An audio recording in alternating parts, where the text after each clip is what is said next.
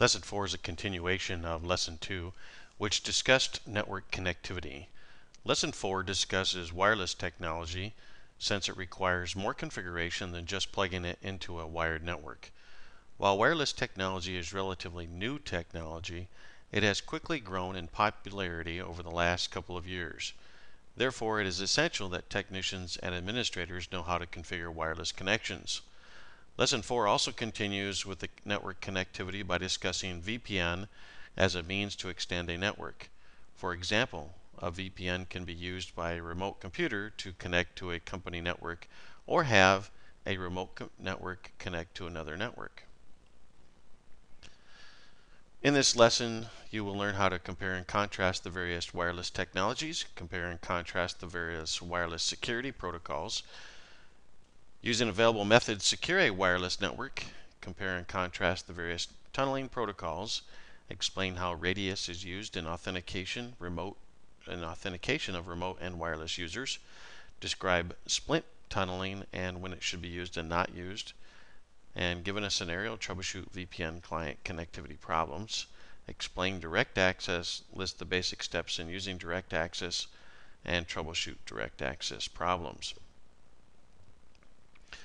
Over the last several years, wireless technology has become very common within businesses and home networks, allowing computers to roam within the office. Before learning how to configure wireless technology, you must first learn the basics of wireless technology and how they work. The first section of this chapter covers the various wireless standards, such as 802.11, including 802.11a, b, g, and n. The most common standards are 802.11b standards and the subsequent standards that build on 802.11b, 802.11g, and 802.11n. Of course, when you discuss frequency, the 2.4 and 5 gigahertz frequency are chosen as open frequencies that don't require special licenses to operate, different from the frequencies used by television radio stations or used by cell phones. It should also be noted that other wireless devices, such as wireless handsets used at home, also use the 2.4 and 5 gigahertz frequencies, which can cause signal interference. The last topic discussed in this section is the concept of channels. If you are in an office building that has multiple companies, many of these companies can have wireless networks. Unfortunately, these wireless networks can interfere with others if they operate on the same frequency. To help alleviate multiple wireless networks, you can specify the channel that a wireless network can use in an attempt to vary the frequency used by the various wireless networks. This section also briefly discusses ad hoc mode and infrastructure mode. While ad hoc can be more versatile, you can find that infrastructure mode is more commonly used. Looking at wireless security. When dealing with networking technology, wireless security should always be a priority. Therefore, this section starts with WEP, WPA, and WPA2 for encryption and ends with 802.1x and EAP for authentication. Within a few months after the security weaknesses were identified with WEP, the IEEE created Wi-Fi Protected Access, or WPA, as an interim standard prior to ratification of the 802.11i standard followed by WPA2.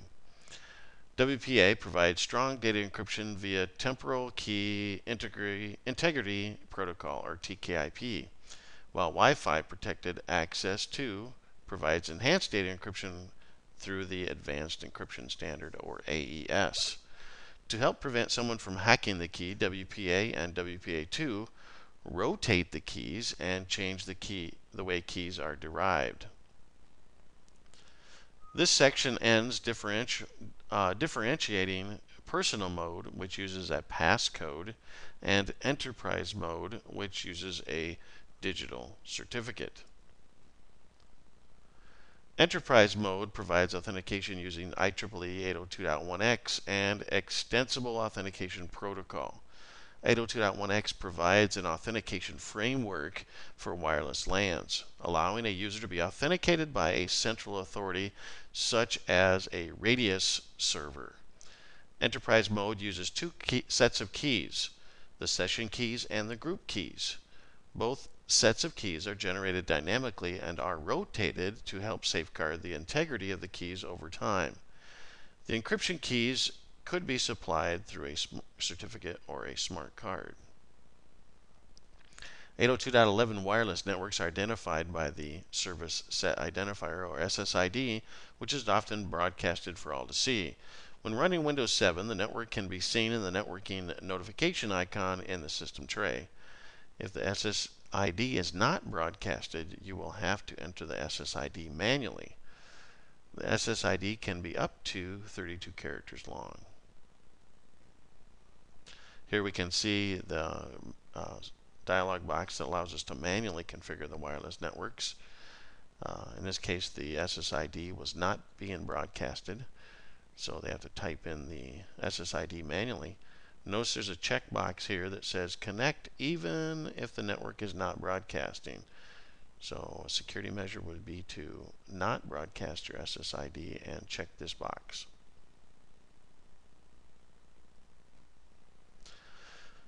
You can also manage your wireless networks in Windows 7, and in this dialog box we can see the two wireless networks that are configured here, and you can change the order in which your card will connect to those, so you can set a preference order. If you have hundreds of computers that connect to your corpus wireless network, it can be a large chore to configure each of these computers. To simplify configuring wireless connections, you can use group policies, scripts, and USB flash drives.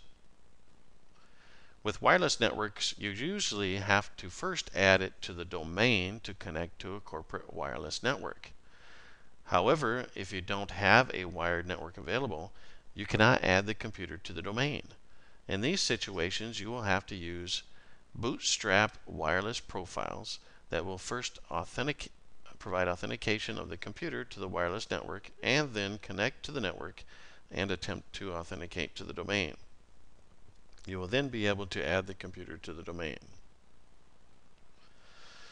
The last section on wireless connections deals with troubleshooting.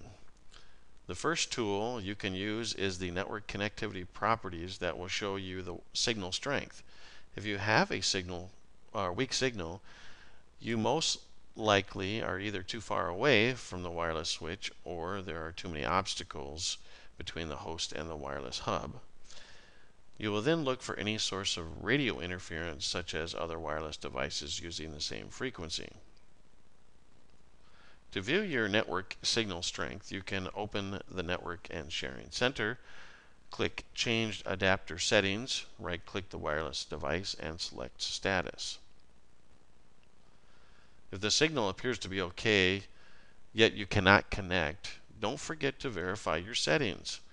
Make sure you are using the correct encryption, the correct frequency, and the correct channel. Lastly, you may have to deal with compatibility issues. If you cannot connect to a wireless network, but you could before, you should verify the wireless profile to make sure the correct settings are being used, including the encryption algorithm and the key. You should also verify that the access point is powered on and working properly and that you have sufficient signal strength. If you maintain steady signal strength and have intermittent connections, you should check for interference from another device that transmits on the same frequency as your wireless connection.